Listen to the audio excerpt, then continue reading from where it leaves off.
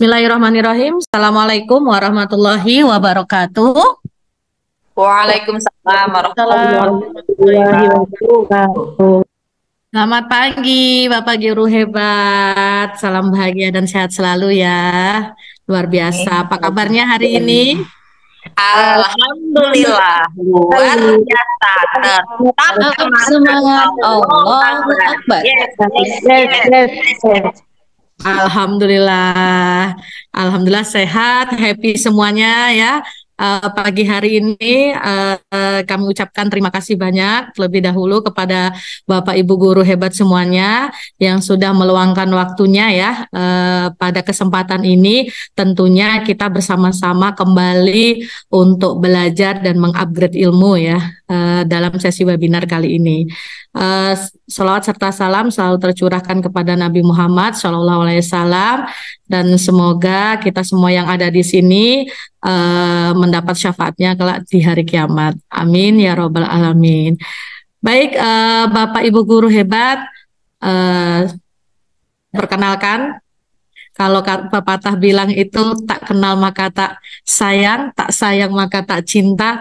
Kalau udah kenal ya udah kita lanjut aja ya di sesi berikutnya, yaitu pemaparan nanti pemaparan materi oleh narasumber kita yaitu Bunda Dewi Puspita, yang mana pada kesempatan kali ini akan memaparkan tema tentang menyebarkan pemahaman budaya positif ya.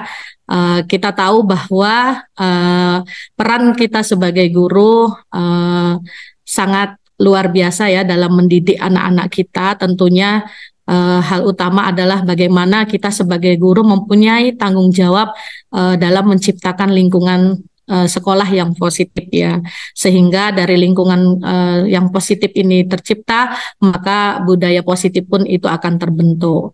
Ketika budaya positif terbentuk, maka dengan sendirinya karakter anak kita pun juga akan terbentuk yang dapat mencerminkan nilai-nilai kebajikan yang udah kita sepakati bersama. Oke, Bapak Ibu guru hebat, tanpa berpanjang waktu lagi, kita langsung saja mendengarkan apa sih budaya positif itu, bagaimana dan apa yang seharusnya kita sebagai guru lakukan sebagai pemimpin pembelajaran tentunya ya. Baik, atas kesempatan ini saya langsung saja memberi kesempatan narasumber kita Bunda Dewi Puspita untuk memeriahkan webinar kali ini, maka kita kasih aplaus yang terbanyak untuk Bunda Dewi Puspita. Oke. Silakan Bunda Dewi atas waktunya kami persilakan. Iya, terima kasih Bu Rini udah bersedia jadi moderator saya. Saya izin share screen ya Bapak Ibu.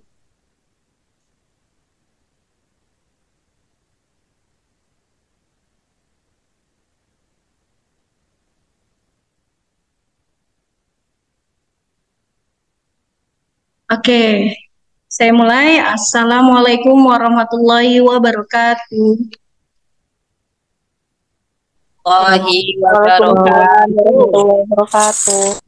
Ya, alhamdulillahirrabbilalamin. Terima kasih atas kehadiran rekan-rekan, teman-teman, guru kelas bawah yang sudah bersedia meluangkan waktunya untuk hadir menjadi peserta webinar saya. Kemudian terima kasih juga untuk Bu Rini yang meluangkan waktunya di sela-sela rapatnya tadi bersama orang tua siswa menjadi moderator saya yang luar biasa.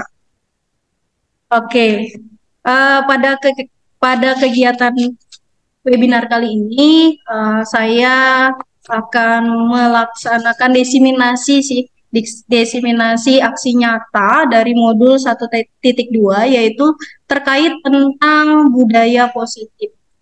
Judul webinar yang saya angkat yaitu menyebarkan pemahaman budaya positif di sekolah.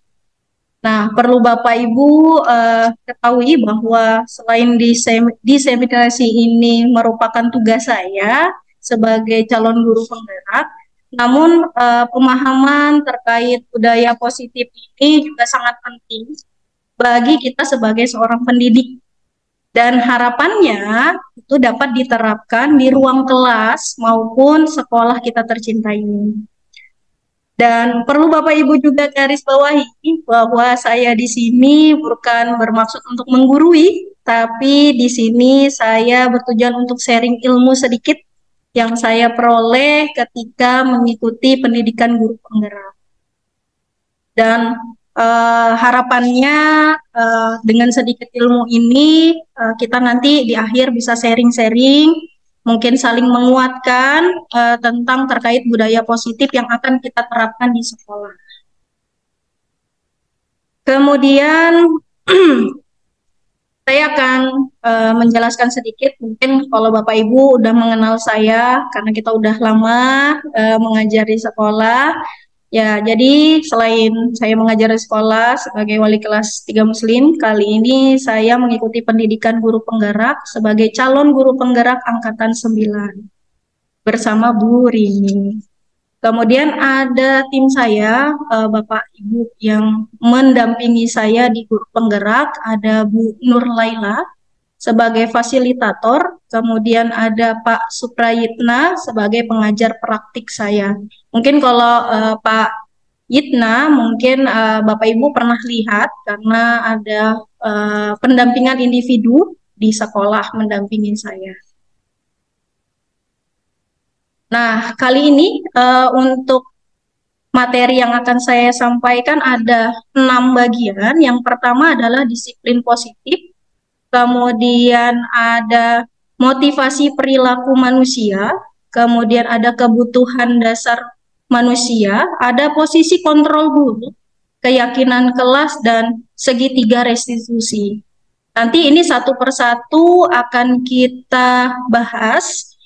Saya akan jelaskan nanti kalau seandainya Bapak Ibu ada pertanyaan, monggo nanti ditanyakan, atau misalkan ada masukan atau ada hal yang kita bisa diskusikan, nanti akan kita diskusikan di bagian akhir.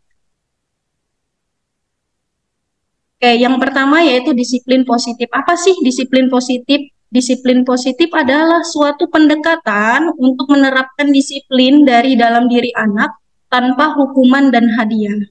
Jadi pendekatan disiplin ini menitik beratkan pada pendekatan yang positif, yaitu tanpa kekerasan, memotivasi, merefleksikan kesalahan, menghargai, membangun logika, bersifat jangka panjang.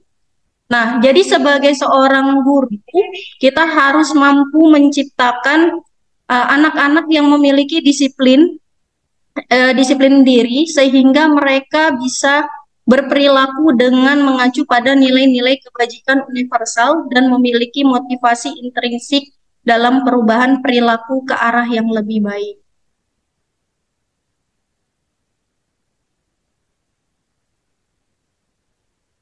Selanjutnya yaitu 3 motivasi perilaku manusia. Jadi ketika seseorang melakukan sesuatu, itu ada 3 motivasi perilaku manusia. Yang pertama itu adalah yang terendah. Motivasinya adalah menghindari ketidaknyamanan atau hukuman. Ini merupakan tingkat rendah dari motivasi. Biasanya orang yang memiliki motivasinya seperti ini sedang menghindari permasalahan yang mungkin muncul dan berpengaruh pada diri mereka, baik itu secara fisikis maupun psikologis. Jadi mereka takut ketika tidak melakukannya itu tidak terpenuhi kebutuhan mereka. Jadi mereka melakukannya karena motivasi ekstrinsik, ya, jadi eksternal dari orang lain. Yang kedua yaitu motivasinya adalah mereka melakukan sesuatu tindakan atau perilaku untuk mendapatkan imbalan atau penghargaan dari orang lain. Nah, ini satu tingkat di atas yang menghindari ketidaknyamanan atau hukuman. Pada orang-orang yang memiliki motivasi seperti ini, mereka melakukan tindakan untuk mendapatkan pujian dari orang lain yang menurut mereka penting dan untuk mendapatkan hadiah, pengakuan, ataupun imbalan. Nah, ini juga masih merupakan motivasi ekstrinsik, jadi berasal dari orang lain. Motivasi yang ketiga yaitu menjadi orang yang mereka inginkan dan menghargai diri sendiri dengan nilai yang mereka percaya. Nah, orang-orang yang memiliki motivasi yang ketiga ini, mereka melakukan sesuatu karena nilai yang mereka yakini dan hargai. Nah, ini adalah motivasi yang akan membuat seseorang memiliki disiplin positif. Artinya, ketika seseorang ini sudah memiliki motivasi ini, maka mereka memiliki motivasi dari dalam diri mereka atau motivasi intrinsik. Selanjutnya ada kebutuhan dasar manusia. Jadi ketika seorang murid itu melakukan suatu perbuatan yang bertentangan dengan nilai-nilai kebajikan atau melanggar peraturan, hal itu sebenarnya dikarenakan mereka gagal memenuhi kebutuhan dasar mereka. Ada 5 kebutuhan dasar manusia. Yang pertama itu adalah kebutuhan bertahan hidup. Jadi kebutuhan bertahan hidup ini ada kebutuhan fisiologis, misalkan kayak kesehatan, rumah, makanan. Kemudian ada kebutuhan biologisnya, misalkan kayak reproduksi untuk bertahan hidup. Ada kebutuhan psikologis, yaitu kebutuhan akan perasaan aman. Kemudian ada yang kedua, kebutuhan akan kasih sayang dan rasa diterima. Nah, di kebutuhan ini itu adalah keinginan untuk tetap terhubung dengan orang lain, memberi dan menerima kasih sayang, dan merasa ingin menjadi bagian dari suatu kelompok. Kemudian ada kebutuhan penguasaan. Nah, pada kebutuhan penguasaan ini biasanya keinginan untuk dianggap berharga, bisa membuat perbedaan, membuat pencapaian yang diakui, dihormati, dan keinginan untuk meninggalkan pengaruh. Biasanya mereka ingin menjadi pemimpin. Kemudian ada kebutuhan kebebasan. Pada kebutuhan kebebasan, ini berkaitan dengan kemandirian, otonomi, memiliki pilihan. Biasanya mereka perlu banyak bergerak, mereka perlu tidak terlalu bisa dipengaruhi orang lain dan senang mencoba hal baru atau menarik bagi mereka. Kemudian ada kebutuhan kesenangan. Nah, kebutuhan ini itu untuk mencari kesenangan, bermain, dan tertawa. Biasanya mereka ingin menikmati apa yang dilakukan. Kemudian ada 5 posisi kontrol. Ada 5 posisi kontrol kita sebagai guru. Yang pertama itu adalah penghukum. Ini adalah yang paling rendah dari posisi kontrol, di mana guru menggunakan hukuman fisik maupun verbal pada posisi ini. Ya, pada posisi ini biasanya guru akan mengatakan bahwa sekolah itu memerlukan sistem atau alat yang dapat lebih menekan murid-muridnya lebih dalam. Ada penghukum secara fisik, ada juga penghukum secara verbal. Nah, pada penghukum yang secara verbal biasanya kata-katanya itu tegas dan akan menyakiti si siswanya. Misalkan, patuhi aturan saya, atau kamu selalu saja salah, dan lain-lain. Yang posisi kontrol yang kedua itu ada pada teman. Pada posisi ini biasanya guru akan bersuara lebih lembut. Yang kedua adalah pembuat merasa bersalah. Ini yang pada posisi ini biasanya guru akan bersuara lebih lembut dan menggunakan keheningan yang membuat orang lain merasa tidak nyaman, bersalah, atau rendah diri. Ini di atas dari yang penghukum ya. Nah, biasanya kata-katanya lembut disampaikan kepada anak dan membuat anak itu merasa bersalah. Misalkan, ibu sangat kecewa sekali dengan kamu. Gimana coba kalau orang tua kamu tahu kamu berbuat seperti ini? Jadi anak-anak itu akan dibuat menjadi merasa bersalah. Nah, posisi yang ketiga yaitu teman. Pada posisi ini, biasanya guru akan bersuara lebih lembut dan menggunakan keheningan yang membuat orang lain merasa tidak nyaman, bersalah atau rendah diri. Jadi pada teman ini lebih ke terjadi pendekatan antara guru dan murid. Misalkan, ayo bantulah demi Bapak ya. Atau misalkan, ya sudah kali ini tidak apa-apa, nanti Ibu bantu bereskan. Yang keempat yaitu pemantau. Di posisi ini, guru akan mengawasi dan bertanggung jawab atas perilaku yang sedang ia awasi. Nah, dia akan menggunakan sanksi atau konsekuensi dengan mengandalkan catatan dan data sebagai bukti perilaku. Biasanya nada bicara guru yang pemantau ini itu nadanya adalah datar, kemudian bahasa tubuhnya pun formal.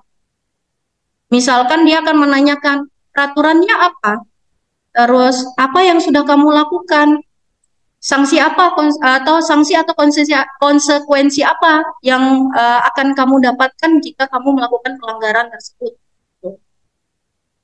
Dan yang terakhir, ini adalah posisi kontrol yang paling ideal, yaitu manajer.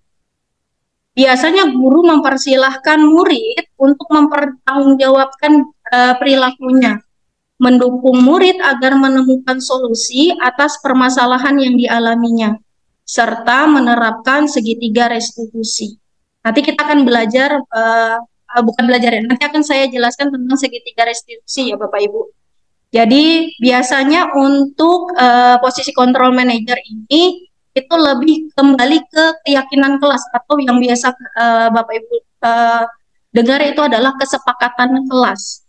Biasanya guru dan murid itu berkolaborasi untuk memperbaiki kesalahan. Biasanya ada dialog antara guru dan murid dengan misalkan apa yang kita yakini atau apa kesepakatan kelas gitu. Jika kamu meyakini, apakah kamu bersedia memperbaikinya? Terus akan menanyakan rencana untuk memperbaiki kesalahan tersebut. Ini 5 posisi kontrol guru. Tinggal bagaimana kita merefleksikan selama ini, Bapak Ibu, kita tuh di posisi mana sih? Apakah sebagai penghukum? Apakah pembuat merasa bersalah? Apakah sebagai teman yang kita lebih dekat ke anak, berusaha untuk mendekati anak, membuat dia disiplin sebagai teman? Apakah sebagai pemantau yang taat aturan, yang sesuai dengan data-data, atau sebagai manajer yang melakukan pendekatan kepada siswa untuk memperbaiki kesalahannya? Kalau selama ini saya secara pribadi itu lebih seringnya menggunakan posisi kontrol teman. Saya berusaha untuk mendekati siswanya. Tapi ini masih belum ideal ya Bapak Ibu. Karena yang paling ideal tentu manajer. Supaya anak-anak itu belajar untuk memperbaiki kesalahannya. Selanjutnya adalah keyakinan kelas atau yang selama ini Bapak Ibu dengar itu adalah kesepakatan kelas. Jadi seseorang itu akan tergerak dan bersemangat untuk menjalankan keyakinannya daripada hanya sekedar mengikuti serangkaian peraturan tertulis tanpa makna. Jadi keyakinan kelas itu mencerminkan keyakinan bersama dari guru dan siswa terhadap potensi dan kemampuan untuk mencapai tujuan pembelajaran. Keyakinan yang kuat itu dapat memotivasi siswa, membangun rasa percaya diri, dan meningkatkan hasil akademik. Nah, ciri-ciri keyakinan kelas itu adalah lebih abstrak, berupa pernyataan universal, dibuat dalam bentuk kalimat positif, sedikit saja, tidak perlu banyak, tapi mudah diingat.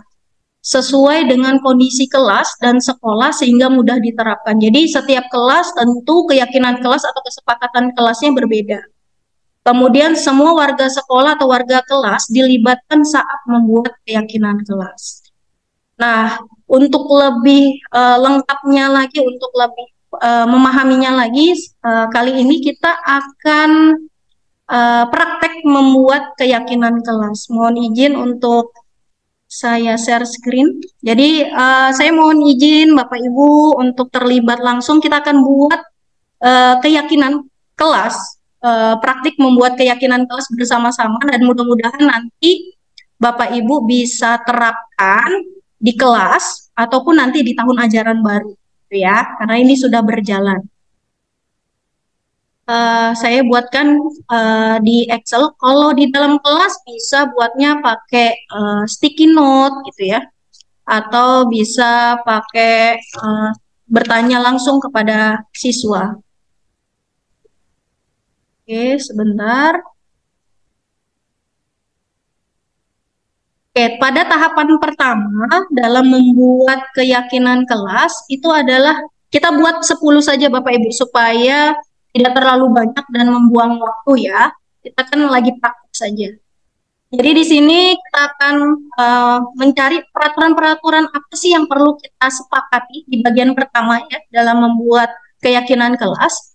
Peraturan-peraturan apa yang perlu kita sepakati di dalam kelas. Mohon Bapak Ibu bisa menyampaikan, nanti saya ketik. Apa? Ada yang mau menyampaikan pendapatnya, kira-kira peraturan-peraturan apa sih yang perlu kita sepakati di dalam kelas? Bebas, apa saja?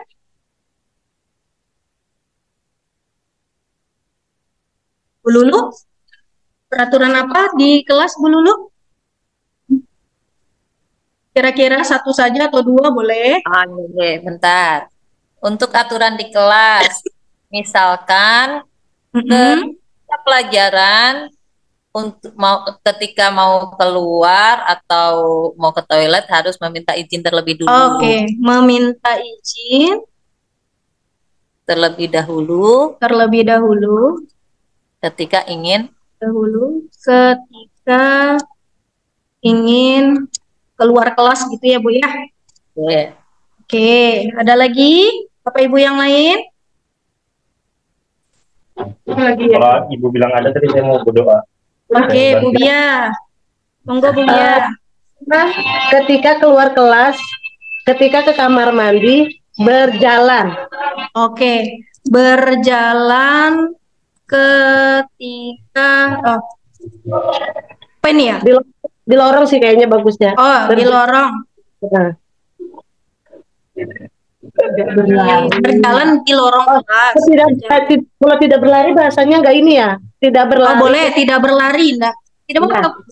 Tidak berlari di lorong kelas. Ya. Oke, aman. Ada lagi Bapak Ibu? Saya boleh Bu, Saya, monggo, Bu Es. sebelum bertanya mengangkat tangan terlebih dahulu. Oke. Sebelum mengangkat tangan sebelum bertanya gitu ya. Ya, betul. Mengangkat tangan sebelum bertanya. Oke, ada lagi Bapak Ibu? Jangan ribut di kelas.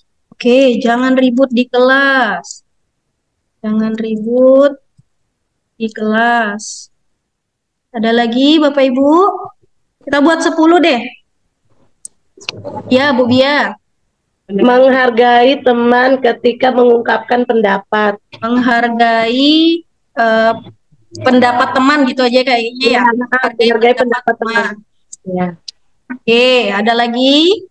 Tidak makan dan minum saat belajar biar konsentrasi. Oke, tidak makan dan minum. Dan minum nih, Bu Rinda. Makan. Tidak makan ketika pembelajaran ya. Ketika pembelajaran. Oke, ada lagi? Selalu menjaga kebersihan masuk nggak Bu? Boleh menjaga, masuk Bu, menjaga kebersihan. Selalu menjaga kebersihan. Menjaga kebersihan kelas ya? Atau sekolah? Kelas, Oh, kelas. Oh ya, karena ini keyakinan kelas ya. Oke, lanjut. 3 lagi Bapak Ibu. Selalu merapikan alat tulis setelah selesai digunakan. Oh, merapikan alat tulis setelah digunakan. Nah, 2 lagi.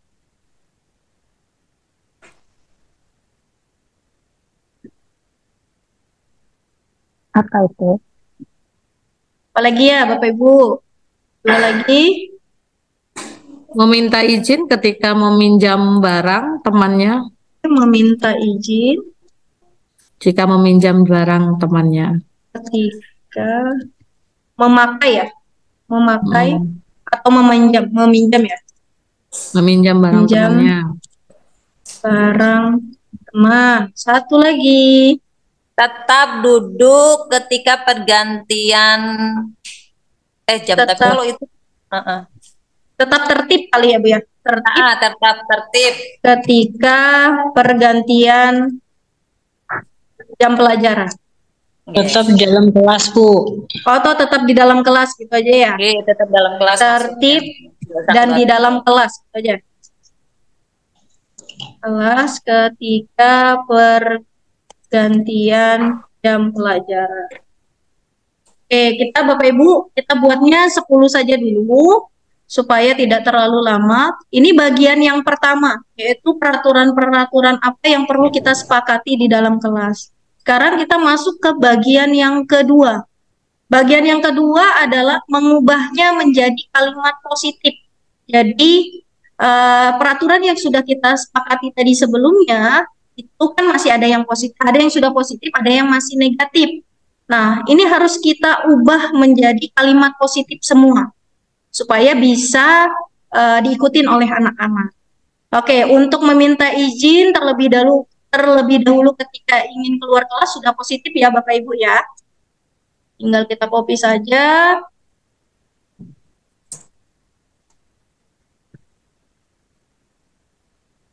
Oke, lanjut. Tidak berlari di lorong kelas. Kalimat positifnya apa ya Bapak Ibu? Berjalan. Berjalan ketika di lorong kelas ya. Iya. Oke. Lanjut. Mengangkat tangan sebelum bertanya sudah positif. Jangan ribut di kelas.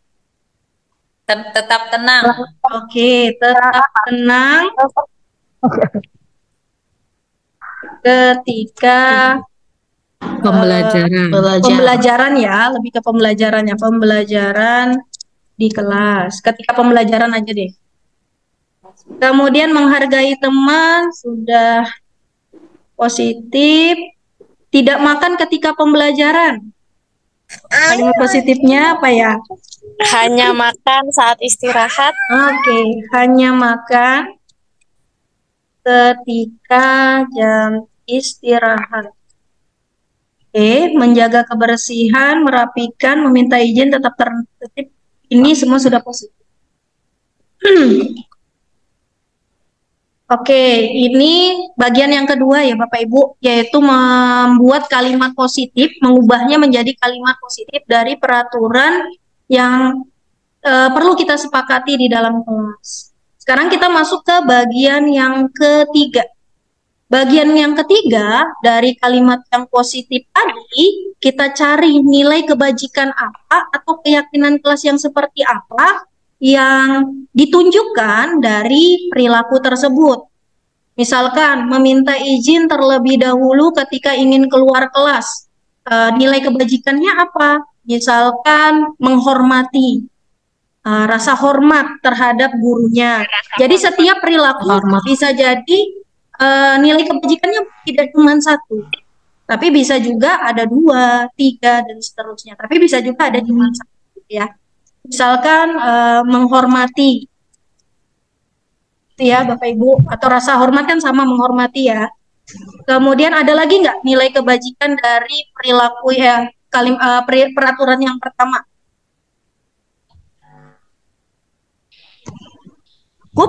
Kesabaran. Karena kalau ke toilet izin kan tetap harus bergantian. Apa Bu Devi kurang jelas tadi?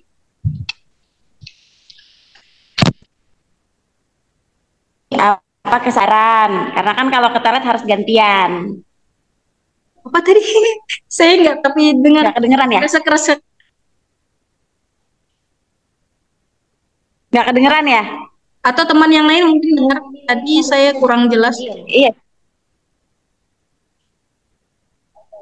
Nggak ada sopan santun. Nggak ada sopan santun di situ. Selain menghormati apa Bu Devi? Kesabaran Bu. Oh kesabaran. Oke, kesabaran. Maksudnya Karena harus kesabaran. antri. Oke, betul betul betul Ke betul. toilet bergantian, Bu, maksudnya itu. Iya iya iya iya, baik. Sabar. Tadi yang pas ngomong kesabarannya tuh tidak terlalu jelas saya dengar. Ya. Oke, ada lagi Bapak Ibu?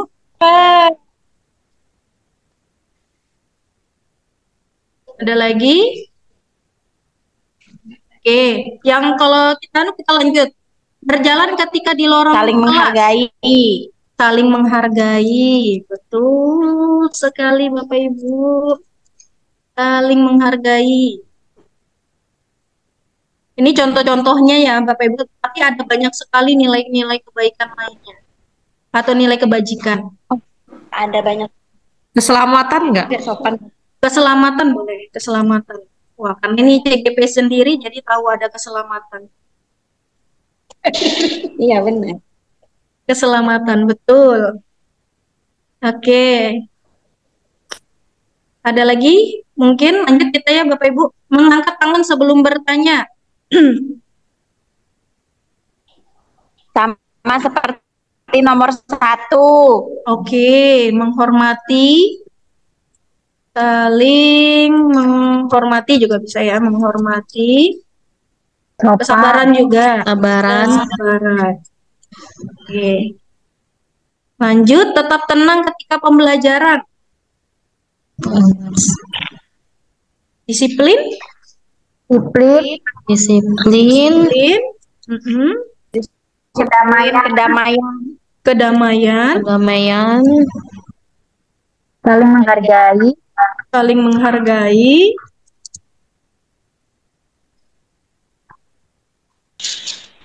Ada lagi Bapak Ibu?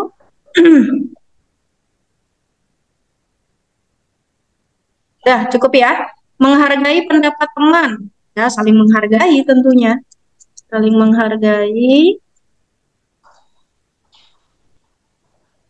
empati, Empati. Empati, mungkin empati ya. Oke. rasa Empati. hormat, iya, rasa Gimana? hormat, ya. Hormat. Hormat.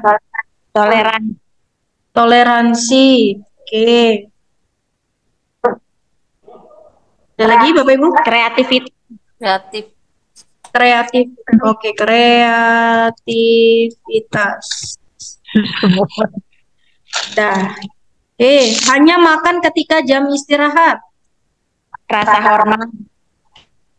Disiplin, Jawab. Apa Bu? Disiplin. Oh, disiplin. Bertanggung jawab. Disiplin, tanggung jawab. Rasa hormat. Jawab, rasa hormat. Menjaga kebersihan kelas. kerjasama, Kerjasama.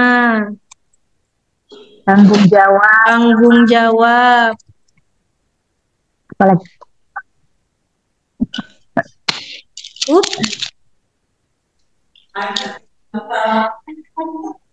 Merapikan alat tulis setelah digunakan.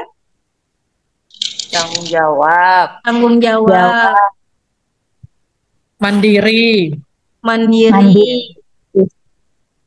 disiplin, Disiplin. Apalagi Bapak Ibu? cukup lah. Cukup. Meminta izin ketika meminjam barang teman. Itu Hormat, menghormati ya. Rasa Menghargai. hormat. Hargai. Menghargai. Tanggung jawab. Tanggung jawab.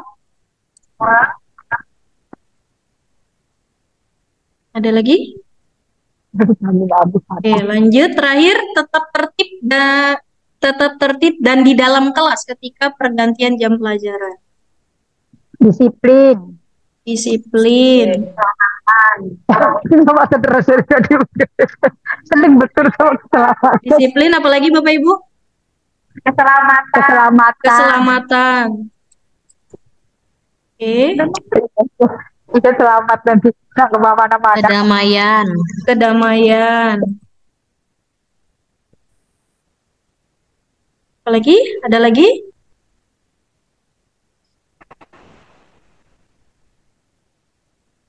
Dah, cukup kali ya, Bu ya? Udah. Oke, kita sudah masuk Kayaknya, ke bagian keempat. Di bagian keempat dari nilai kebajikan ini bisa kita tarik kesimpulan apa saja sih keyakinan kelas. Di sini ada menghormati dan kesabaran. Jadi setiap tadi peraturan kelas itu ada nilai kebajikan atau keyakinan kelas yang sama. Nah, itu kita rangkum menjadi satu. Jadi misalkan menghormati, saling menghargai. Ini kan ada banyak ya Bapak Ibu. Jadi yang pertama mungkin bisa kita ganti menjadi saling menghormati dan menghargai. Ya. Atau saya tambahkan aja deh biar tidak menghilangkan yang tadi.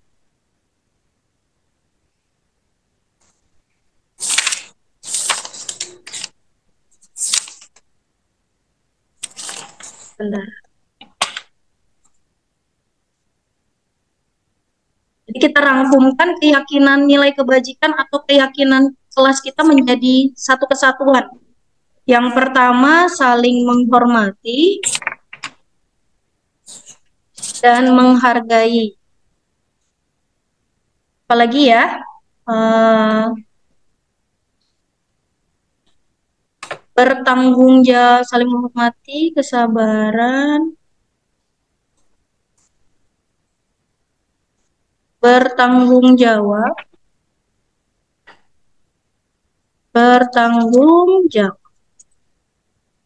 ada lagi saling bekerja sama.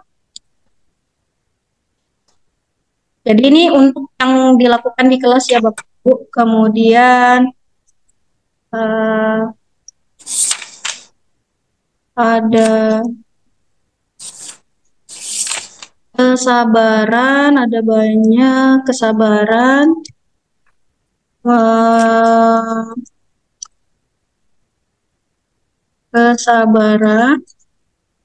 terus ada disiplin, kemudian ada tanggung jawab sudah, menghargai sudah, keselamatan, menjaga kedamaian kelas, bersikap disiplin kali, bersikap disiplin. Kalau kesabaran apa ya kata depannya ya Bu ya? Kesabaran. Kesabaran aja kali ya. Kesabaran, iya. Sabaran. Oke. Nah, selain itu, siswa juga harus tahu dari keyakinan kelas. Jadi dari 10 itu tidaklah jadi 10, Bu. Karena bisa jadi ada yang sama nilai kebajikan atau keyakinannya. Nah, dari sini siswa tuh harus tahu perilaku apa yang mencerminkan setiap keyakinan kelas. Jadi bukan cuman kita menentukan, oh harus keyakinan kelasnya saling menghormati dan menghargai. Tapi siswa nggak tahu yang menghargai, menghormati itu seperti apa. Terus yang tidak menghargai dan menghormati seperti apa. Itu harus kita jelaskan ketika kita membuat keyakinan kelas. Jadi siswa harus paham. Nah, kita buat dulu di sini ada 1, 2, 3, 4, 5, 6 ya Bapak Ibu. Kita buatkan perilaku yang mencerminkan saling menghormati dan menghargai. Misalkan tadi ada yang disebutkan menghargai pendapat teman. Nanti bisa dijabarkan banyak ya Bapak Ibu. Kita cuma satu-satu dulu supaya untuk mempersingkat waktu. Perilaku yang tidak mencerminkan keyakinan kelas, saling menghormati dan menghargai.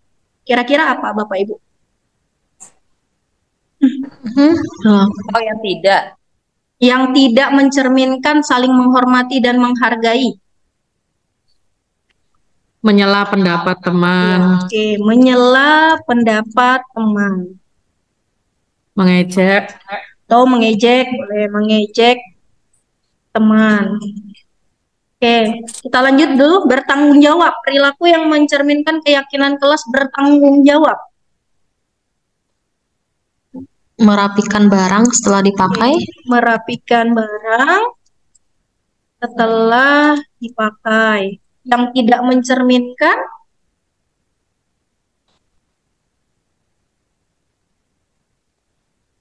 ya bisa kata negatifnya ya. Tidak meninggalkan barang. Oh, meninggalkan. Ya, Meninggalkan barang di sembarang tempat. Barang di sembarang tempat. Oke. Selanjutnya, saling bekerja sama. Contoh perilaku yang mencerminkan. Berkolaborasi. Oke, berkolaborasi. Atau bisa juga saling membantu, teman yang kesulitan, misalkan ya, membantu teman yang kesulitan. Enak kan? Nah, yang tidak mencerminkan apa ya, Bapak Ibu? Membiarkan teman kesulitan.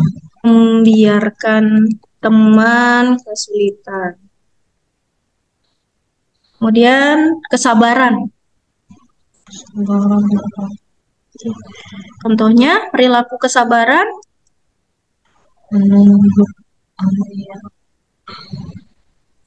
Bergantian saat bertanya. Bergantian ketika bertanya gitu ya. Ya. Bertanya, yang tidak menunjukkan kesabaran. Memaksakan pendapat masuk nggak? Ya betul. Memaksakan pendapat. Memaksakan pendapat. Nah, oke. Bersikap disiplin.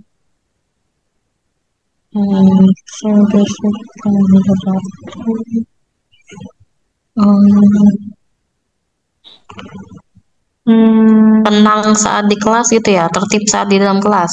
Oke, bisa tertib di dalam kelas atau datang ke sekolah tepat waktu, bisa juga ya, datang ke sekolah rapi.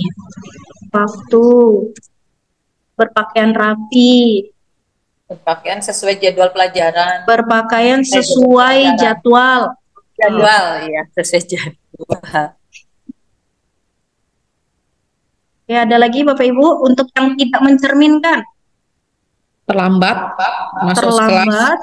Lambat masuk ke kelas. Ke sekolah. Ke sekolah boleh juga, ke kelas boleh juga ya. Kelas atau sekolah. Karena kalau jam istirahat, keasikan main bola misalkan. Oke, menjaga kedamaian kelas. Yang mencerminkan tertib saat pembelajaran. Yang tidak mencerminkan membuat kegaduhan,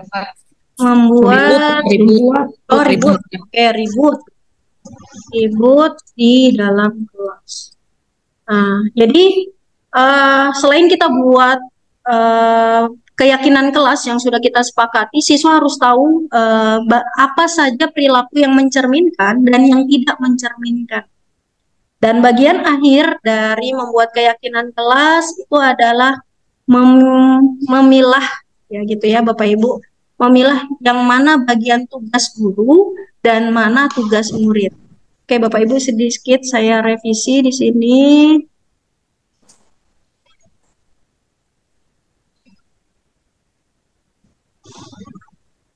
Nah, kita sudah pilih tadi ada 6. Apa yang menjadi tugas guru dan tugas murid? Jadi siswa itu bukan cuman tahu itu keyakinan kelas hanya dilakukan oleh mereka, tetapi namanya keyakinan kelas itu dilakukan oleh seluruh warga kelas, termasuk guru dan siswa. Itu. Nah, saling menghormati dan menghargai. Jadi tugasnya guru ketika saling menghormati dan menghargai ini apa? Kira-kira yang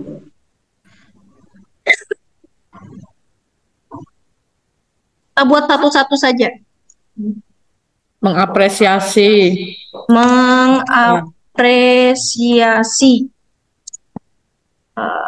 siswa gitu ya, atau murid. Oke, lanjut tugas murid. sama kayak tadi kayaknya ya. Iya. Bagian 4 tadi. Menghormati. Nah, itu. Mungkin kita bisa Link kan. oh salah. Maaf, maaf. Bagian 4 saya linkkan saja. Nah, sekarang tinggal kita buat tugas gurunya. Jadi guru juga terlibat dalam keyakinan kelas tersebut. Bertanggung jawab. Terus guru bertanggung jawab seperti apa sih ketika di dalam kelas? Lagi bikin PPT. Itu di depan Twiki masih ada juga. Bertanggung jawab seperti apa Bapak Ibu? Tugasnya guru yang bertanggung jawab, yang menunjukkan tanggung jawab.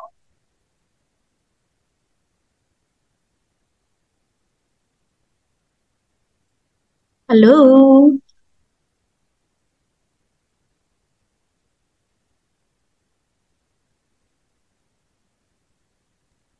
Kalau masuk kelas tepat waktu itu, ini kayaknya teman-teman ke-mute ya. Lupa nyalakan mic ya. Bertanggung jawab. Bertanggung jawab. Tugas mengajar sesuai menyelesaikan tugas mengajar. Apalagi Bapak Ibu? Mengajar sesuai waktunya gitu ya. Mengajar sesuai waktunya. Ya, sama kayak menyelesaikan tugas mengajar ya. Oh iya benar. Oke, kalau yang tugas guru saling bekerja sama? Bekerja sama dalam dengan murid ini Bu ya maksudnya ya? Ya bisa, misalkan membantu kali ya. Ya membantu siswa gitu kan ya. Membantu mengarahkan siswa. Boleh mengarahkan siswa. Oke, lanjut kesabaran. Nah, guru nih perlu sabarnya memang. Sabarnya harus banyak stoknya. Kira-kira tugas guru untuk menumbuhkan kesabaran? Memaklumi keadaan siswa gitu. Memaklumi kondisi siswa gitu ya. Ya, kondisi siswa. Siswa apalagi karena sekolah kita ada anak-anak spesial kita ya Bapak Ibu. Jadi wajar kita harus beberapa hal harus kita kondisikan sesuai dengan kebutuhannya. Oke, bersikap disiplin. Nah, tugas guru nih, disiplin. Datang ke kelas tepat waktu. Datang ke kelas tepat waktu. Oke, menjaga kedamaian kelas. Tugas guru menciptakan suasana kelas yang positif. Menciptakan suasana kelas yang positif. Atau bisa juga menertibkan kali ya, teman-teman. Menertibkan ketika ada siswa yang ribut atau lagi kebutuhannya lagi ingin dipenuhi, mencari perhatian. Ya, menertibkan siswa atau murid yang ribut.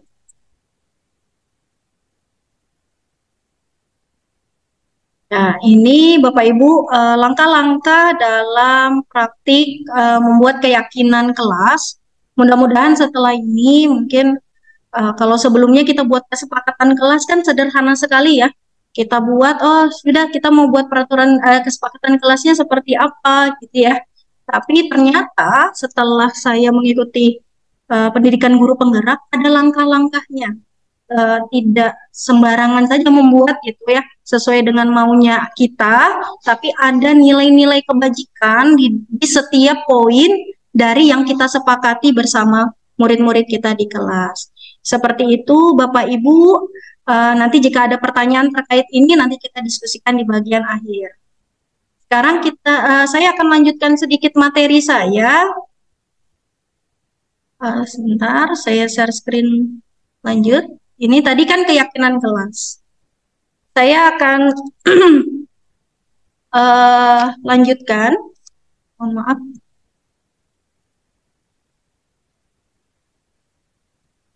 Nah, ada pertanyaan yang untuk kita semua sebagai seorang pendidik.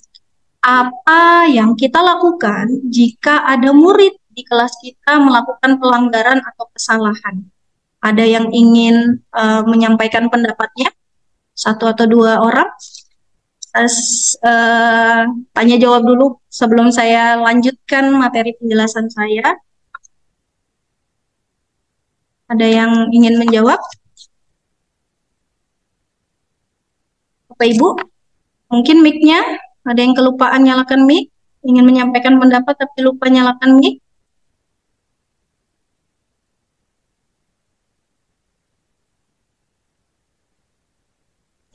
Ini berarti sesuai pengalamannya Bu Dewi Ya, ya? pengalaman. Iya, betul, Bu. Pengalamannya Bu Hesma atau Bu Ajija nih. Kalau kami di kelas Bu, beberapa waktu lalu itu kan ada banyak anak-anak tuh yang bicaranya kasar. Ya, Mungkin bicara binatang. Jadi kami beri konsekuensi adalah menulis kalimat saya berjanji tidak akan berbicara kasar lagi sebanyak 25 baris. Kemudian nanti ditandatangani sama saya atau Bunda Aziza, ataupun nanti kalau misalkan masih diulangi lagi, kami akan minta tangan ke Pak Yono gitu.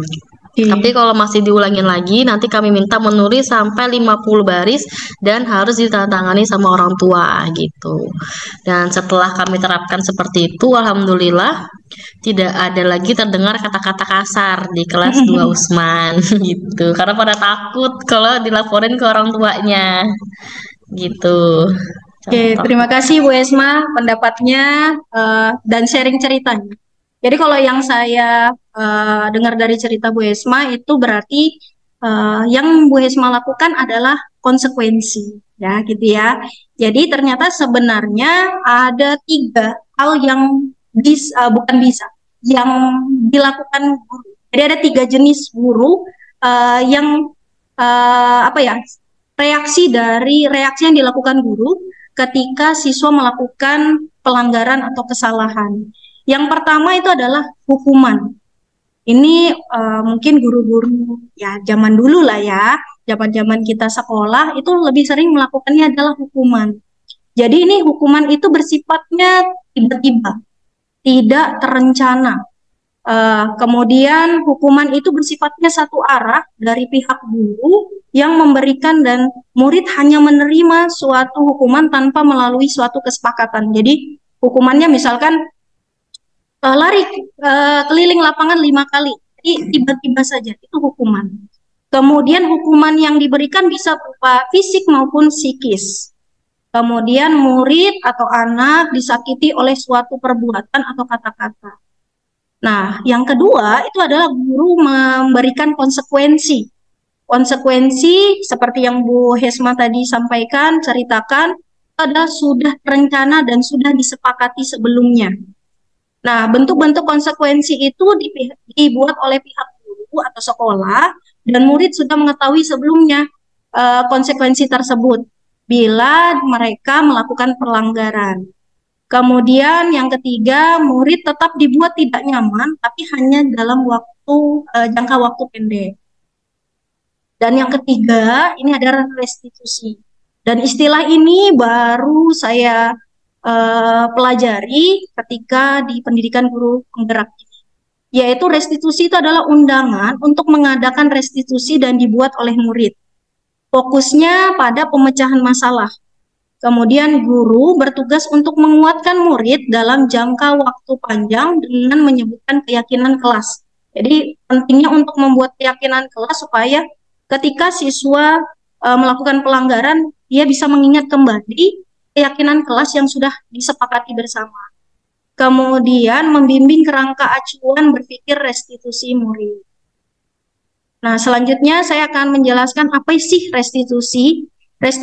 Restitusi itu adalah proses menciptakan kondisi bagi murid untuk memperbaiki kesalahan mereka sehingga mereka bisa kembali kepada kelompoknya mereka dengan karakter yang lebih kuat. Ini menurut Gosen tahun 2004. Nah, ada 3 langkah restitusi atau biasa disebut dengan segitiga restitusi. Yang pertama adalah menstabilkan identitas, di mana pada langkah ini kita mengubah identitas anak dari orang yang gagal karena melakukan kesalahan menjadi orang yang sukses. Langkah yang kedua adalah validasi tindakan yang salah, yaitu di mana kita memahami kebutuhan dasar yang mendasari sebuah tindakan. Langkah yang ketiga yaitu menanyakan keyakinan. Jadi kita menghubungkan nilai-nilai yang dia percaya dan berpindah menjadi orang yang dia inginkan, yaitu dengan cara menghubungkan keyakinan anak dengan keyakinan kelas atau sekolah yang sudah disepakati. Jadi ini 3 langkah segitiga restitusi. Mungkin kita sebagai guru sudah melaksanakan restitusi, tapi mungkin ada langkah yang kita skip atau kita lewatin. Mungkin hanya melakukan langkah 1 dan 3, atau melakukan langkah 2 dan 3, atau hanya 1 saja, misalkan langkah ketiga saja. Seperti itu ya Bapak Ibu. Ternyata ada 3 langkah yang harus dilakukan ketika ingin mengubah perilaku siswa, supaya mereka memperbaiki kesalahannya.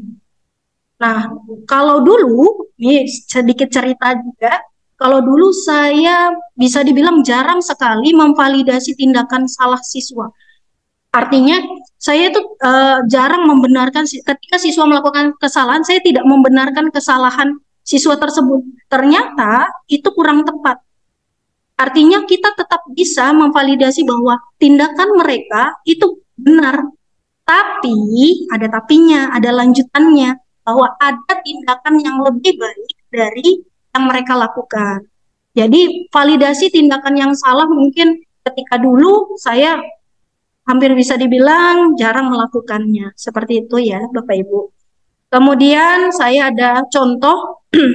Di sini ada saya mempraktekkan segitiga restitusi. Mudah-mudahan jaringan saya ini agak buffering. Bentar ya Bapak Ibu. Jadi sambil menunggu jaringan internet saya. Jadi di sini saya mempraktekkan segitiga restitusi kepada Juju. Mungkin Bapak Ibu kenal sekali Juju seperti apa ya Bapak Ibu. Juju adalah anak yang tidak bisa diam. Jadi duduk seperti ini itu adalah sesuatu yang luar biasa buat Juju. Karena tangannya, kakinya itu selalu bergerak. Jadi seringkali dia melakukan sesuatu, pelanggaran atau kesalahan, itu refleks dari gerak kaki atau gerak tangannya. Jadi misalkan melempar sesuatu, misalkan berlari, menyenggol temannya ataupun yang lain. Jadi kita mudah bosan ketika di dalam kelas. Itu ya Bapak Ibu. Nanti link videonya, video YouTube-nya akan saya share ke grup kelas bawah ya Bapak Ibu. Nanti bisa Bapak Ibu lihat sendiri penerapan segitiga restitusinya seperti apa. Jadi saya ceritakan sedikit bahwa di cerita ini saya menanyakan kepada Juju kenapa Juju melakukan pelanggaran, yaitu berlari-lari ketika pelajaran bahasa Indonesia, ketika Bunda Rinda mengajar di kelas 3 Muslim. Kemudian saya tanyakan, awalnya mungkin hanya iseng katanya, kemudian dia menjelaskan juga bahwa dia mulai bosan ketika pembelajaran bersama Ahmad mainnya. Kemudian saya tanyakan juga keyakinan kelas yang sudah disepakati. Jadi kami itu membuat kesepakatan kelas memang di awal, istilah yang saya gunakan di kelas 3 Muslim itu adalah kesepakatan kelas. Kemudian saya menanyakan juga, saya memvalidasi kesalahannya dia bahwa ya tidak apa-apa, dia istilahnya untuk melakukan kesalahan tersebut tidak apa-apa, tapi perlu melakukan perbaikan dari kesalahan tersebut. Kemudian menanyakan keyakinan dia, apakah keyakinan apa yang dia langgar ketika dia melakukan tersebut, dia menjelaskan. Kemudian saya juga memberi penguatan dengan apa yang harus dia lakukan untuk memperbaiki kesalahannya. Seperti itu Bapak Ibu. Nanti mungkin Bapak Ibu bisa lihat video lengkapnya. Jadi ada 2 kasus dengan siswa yang sama. Karena Bapak Ibu tahu sekali Juju seperti apa.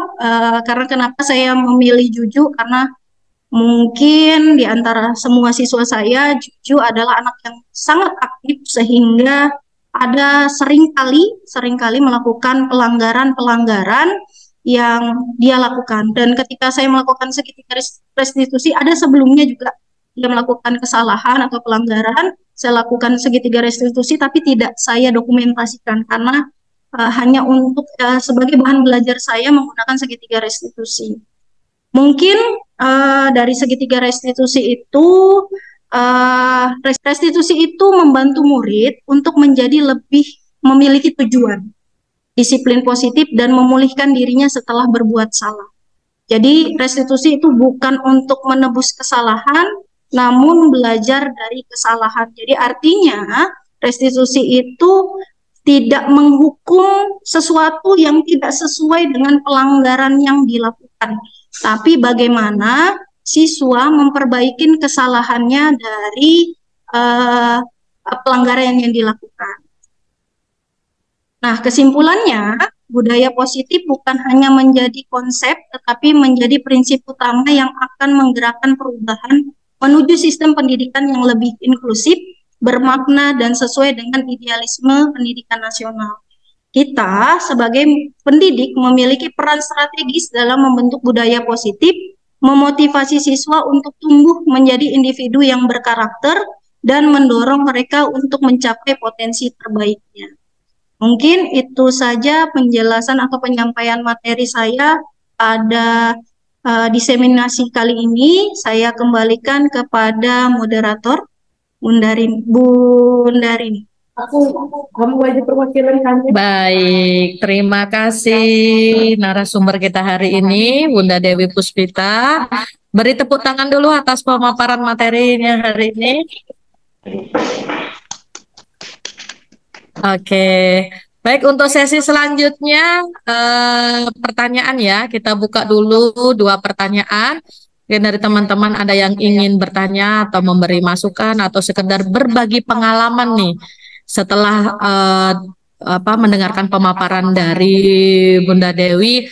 Teman-teman guru punya pengalaman nih, waktu membacakan kasus atau membantu kasus anak-anak, saya pernah melakukan hal itu, tapi kita nggak tahu ternyata waktu itu posisi kontrol saya sebagai apa gitu ya. Mungkin apa-apa yang pernah teman-teman alami, silakan nanti bisa sharing bersama di sini. Baik, untuk sesi pertama kita buka 2 pertanyaan dulu, silakan yang bertanya raise hand. Angkat tangan nih.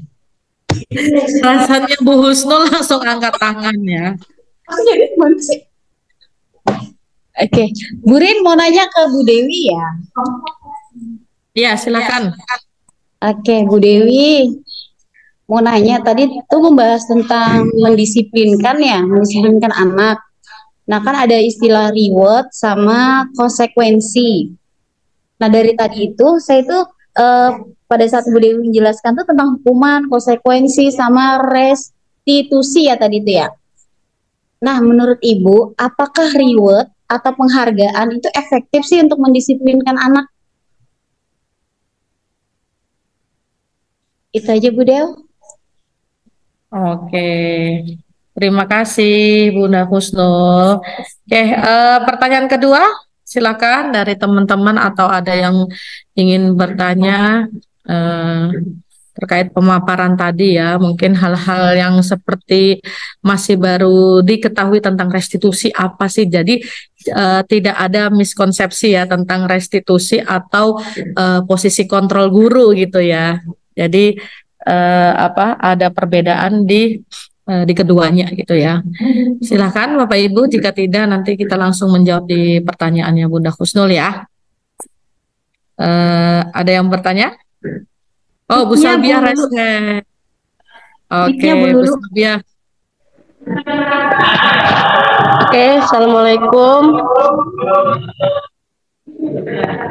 Bu Deo mau nanya, kebetulan kan saya di kelas itu ada anak yang aktif banget, pokoknya linguistik lah anaknya sama ini kalau di kelas biasanya itu dia mengeluarkan kata-kata yang tidak baik sama temennya.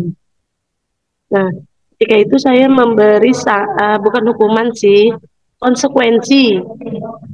Karena sebelumnya kami sudah membuat peraturan apabila ada ananda yang perilakunya tidak baik di kelas, maka konsekuensinya adalah ketika pelajaran tersebut dia akan menunggu di luar sampai pelajaran pertama selesai. Apakah itu tindakan yang saya lakukan itu udah benar ataukah perlu ada perbaikan dari perilaku yang dari konsekuensi yang saya berikan kepada Ananda. Itu aja Bu Dewi, terima kasih. Terima kasih Bu Salvia. Oke, kita cukupkan dulu ya di 2 pertanyaan. Yang pertama datang dari Bunda Husnul terkait tentang hukuman, reward, dan restitusi tadi ya, yang sudah disampaikan oleh Bunda Dewi ya. Pertanyaan Bu Husnul adalah apakah reward ini merupakan cara atau solusi yang efektif ya dalam mendisiplinkan murid gitu ya. Silakan Bunda Dewi langsung bisa dijawab. Ya, terima kasih Husnul pertanyaannya. Pertanyaan ini sebenarnya sudah sering ya, maksudnya pertanyaan kita juga semua sebagai guru, kita sering mendengar kata reward, konsekuensi, punishment. Tadi mungkin saya membahasnya tentang punishment sama hukuman, konsekuensi, dan restitusi. Pertanyaannya luar biasa. Terima kasih Bu Husnu. Jadi di sekolah kita tuh sering ada kayak penghargaan-penghargaan, betul ya Bapak Ibu. Penghargaan-penghargaannya misalkan stiker bintang, terutama untuk kelas bawah stiker bintang, kemudian atau rewardnya ngasih penghargaan-penghargaan tertentu gitu ya. Jadi penghargaan itu, penghargaan, hukuman, ataupun konsekuensi itu merupakan alat kontrol perilaku siswa. Namun perlu diterapkan secara bijak. Artinya penghargaan atau konsekuensi itu baik.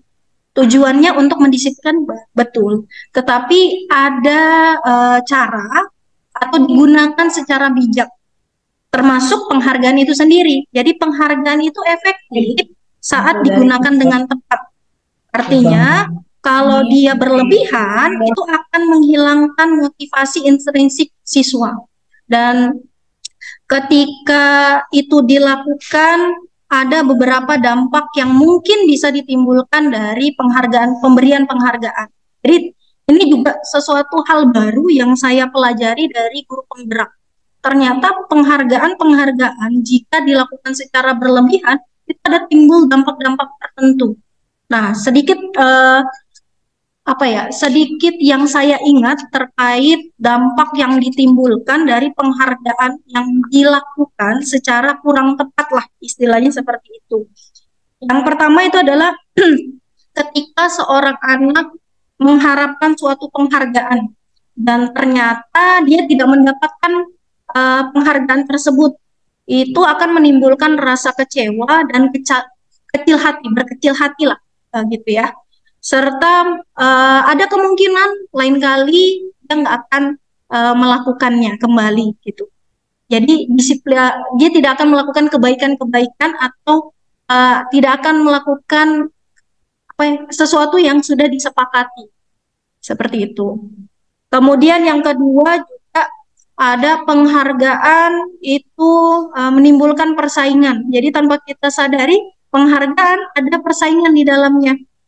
Mungkin untuk kalau dia tepat gitu ya, diberikannya secara tepat, maka akan baik gitu hasilnya. Tetapi kalau sudah berlebihan, maka akan timbul persaingan yang ujungnya adalah tidak baik gitu.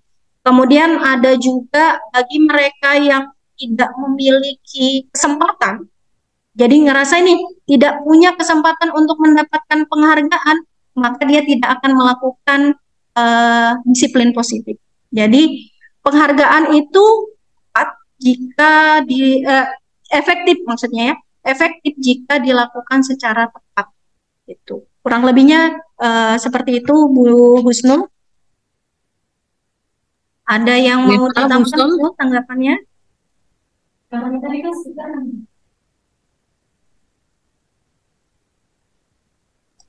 Oke, cukup Bu. Terima kasih.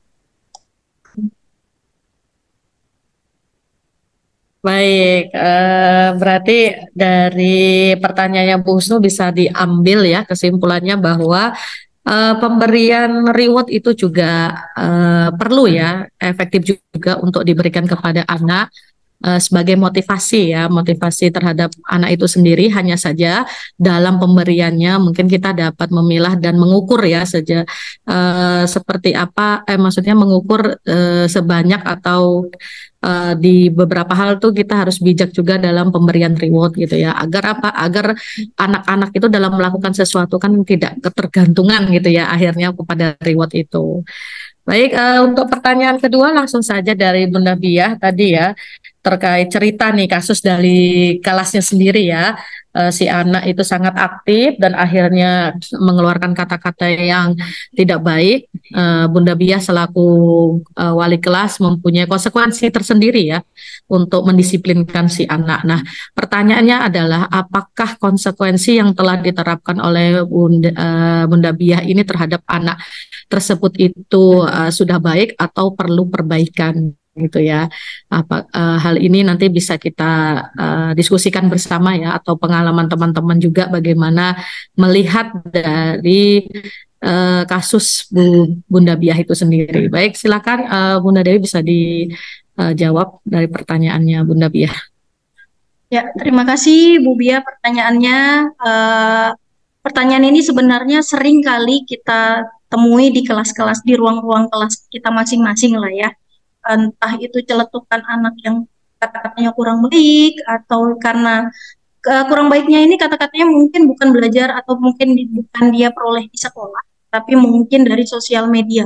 Karena anak-anak kita terutama setelah pandemi mereka sangat aktif menggunakan teknologi HP, tab, atau misalkan komputer gitu ya. Sering banget mereka membuka video YouTube misalkan, atau TikTok dan lain sebagainya. Nah, dari sanalah mereka mungkin belajar, bukan belajar, meniru kata-kata kurang baik tersebut. Oke, tadi ceritanya siswa tersebut aktif banget, baik itu secara fisik ataupun linguistik ya, lebih linguistik. Jadi mengeluarkan kata-kata tidak baik, kemudian Bunda Biah memberikan konsekuensinya dengan keluar kelas, gitu ya. Apakah konsekuensi tersebut efektif? Menurut saya, ini kembali lagi menurut saya dan berdasarkan apa yang saya pelajari, nanti mungkin teman-teman bisa menambahkan, sharing, berbagi gitu ya, Bapak Ibu. Jadi menurut saya konsekuensi yang diberikan Bu Biah masih kurang tepat. Kenapa? Kurang tepatnya adalah di bagian dia melanggar peraturan. Jadi kalau di dalam segitiga restitusi, siswa harus diajak memperbaiki kesalahannya. Jadi dia harus tahu bahwa itu salah. Bagaimana memperbaiki kesalahannya gitu. Kalau dia keluar kelas, berarti ada bagian dari hak dia yang terambil, yaitu belajar. Jadi konsekuensi yang diberikan Bunda Biah mungkin untuk memberikan efek jerah, seperti itu ya. Tapi memang sudah disepakati bersama anak-anak berdasarkan mungkin kesepakatan atau keyakinan kelas di kelas Bunda. Tapi ketika itu dilakukan, maka siswa tidak diberikan kesempatan untuk memperbaiki kesalahan tersebut, tapi justru mengambil hak yang menjadi haknya siswa ketika belajar di kelas. Nah, terus gimana caranya mungkin yang lebih efektifnya? Ya, kembali lagi, segitiga restitusi ini sangat baik untuk pertama, siswa bisa memperbaiki kesalahannya, Bunda Biah. Yang kedua, kita membangun kedekatan kita kepada siswa. Jadi kayak ngobrol, kayak kita. Jadi tidak ada posisi di mana kita menjudge bahwa itu salah. Jadi ada istilah menstabilkan identitas. Jadi siswa tidak didorong bahwa oh kamu salah. Tidak boleh seperti itu gitu ya. Tapi lebih ada obrolan di mana oh kamu belajarnya dari mungkin sosial media ya kata-katanya ya. Sosial media itu baik gitu ya. Sosial media itu bagus. Kata-kata di sosial media itu mungkin ada yang baik untuk kamu ikuti. Tapi apa yang kamu tadi katakan itu adalah kata-kata yang kurang baik gitu ya. Nah, nanti lain kali kita sama-sama nih mungkin menonton video yang menggunakan kata-kata yang lebih baik atau misalkan memberikan contoh kata-kata yang lebih baik dari yang dia lakukan. Terus melakukan juga menanyakan keyakinannya, menanyakan keyakinan. Kalau anak kelas 1 mungkin menanyakan keyakinan tuh apa sih gitu ya. Tapi kita bisa menanyakan kepada dia apakah kata-kata yang dia keluarkan itu baik. Mungkin dari situ bisa kita sambil ngobrol, sambil kita tanamkan kebaikan-kebaikan untuk si anak, supaya anak itu memahami apa yang dia keluarkan, apa yang dia katakan itu kurang baik gitu ya Bunda ya. Kemudian cari solusi bersama. Jadi solusi itu bukan kita saja yang memberikan kepada siswa, di bagian akhir itu bukan cuma oh kamu harus seperti ini, tidak, tapi kita sama-sama berdiskusi kepada bersama-sama siswa untuk mencari kira-kira cara terbaik untuk memperbaiki kesalahan atau pelanggaran tersebut. Sambil kalau misalkan kelas 1 yang mungkin sulit dia untuk bilang, oh ini Bunda saya harus seperti ini. Mungkin kalau kelas 3 atau kelas atas sudah tahu langkah-langkah bagaimana memperbaiki kesalahan. Tapi kelas 1 mungkin sambil diberi apa ya, gambaran-gambaran atau diberi apa istilahnya, diberi kalimat-kalimat pemantik lah untuk dia berpikir untuk cara supaya dia memperbaiki kesalahannya. Seperti itu Bunda Bia. Mungkin ada teman-teman yang ingin menambahkan atau Bunda Bia mau menanggapi? Monggo. Oke, baik Bu Dewi. Berarti setelah anak itu melakukan sesuatu, alangkah baiknya kita bicara berdua untuk biar anak tersebut tidak melakukan apa yang pernah dilakukan gitu ya Bu Dewi. Oke, baik. Terima kasih Bu Dewi. Sama-sama Bunda Rini. Baik, terima kasih Bu Bia sudah mewakili ya jawaban dari Bunda Dewi tadi, bahwasannya setiap anak itu kan pasti saat melakukan sesuatu atau berperilaku ya tidak sesuai dengan norma atau nilai-nilai yang udah kita ajarkan, pasti ada tujuan di baliknya gitu ya. Nah, hal utama yang harus diketahui oleh guru adalah tujuan apa di balik perilaku anak tersebut gitu ya. Ketika kita sudah memahami tujuan itu, berarti ada kebutuhan dasar dari anak itu yang ingin mereka penuhi. Nah, itu juga bisa diketahui atau wajib diketahui oleh guru sebelum memberikan konsekuensi gitu ya. Baik, itu saja mungkin closing ya dari pertanyaan kita hari ini. Oke, baik, kita serahkan ke teman-teman. Apakah ada yang ingin didiskusikan kembali atau berbagi sharing pengalaman terkait penanganan kasus-kasus ya di anak-anak gitu ya. Apakah restitusi ini atau tahapan restitusi ini bisa kita terapkan di semua kasus anak ya, mau berat, mau ringan, apakah harus memakai tahapan restitusi ini atau bisa kita langsung tanyakan keyakinan nilai keyakinan kelas yang udah disepakati gitu ya. Jadi teman-teman untuk dalam membantu anak-anak ini menangani kasusnya itu teman-teman bisa melihat ketika di perilaku anak-anak itu berulang, kita bisa menggunakan tahapan restitusi ini ya. Jadi kalau misal ringan saja kayak mungkin berebut apa pensil atau pewarna gitu ya. Nah, hal-hal yang ringan-ringan saja itu langsung ke kita sebagai guru bisa langsung mengaitkan kembali dengan nilai-nilai yang udah disepakati dari pembuatan keyakinan kelas bersama gitu ya.